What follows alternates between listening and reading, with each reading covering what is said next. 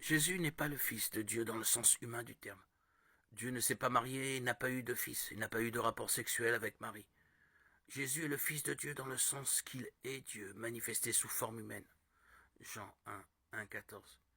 Il est le Fils de Dieu de par sa conception en Marie, par le Saint-Esprit.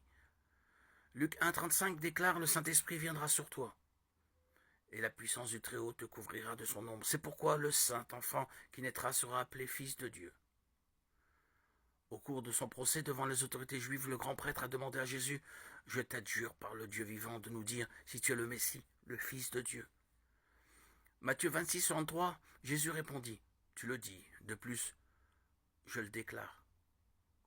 Vous verrez désormais le Fils de l'homme assis à la droite du Tout-Puissant et venant sur les nuées du ciel. Matthieu 26, 64.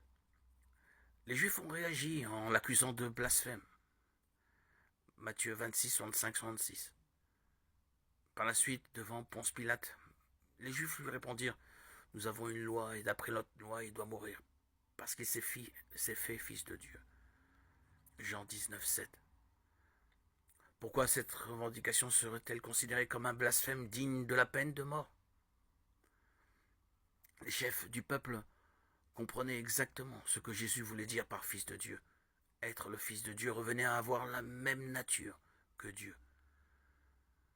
Le Fils de Dieu est divin, affirmer être de la même nature que Dieu, être Dieu, était blasphématoire aux yeux des autorités juives, qui ont donc demandé sa mort, conformément à ce qui est écrit dans Lévitique 24, 15.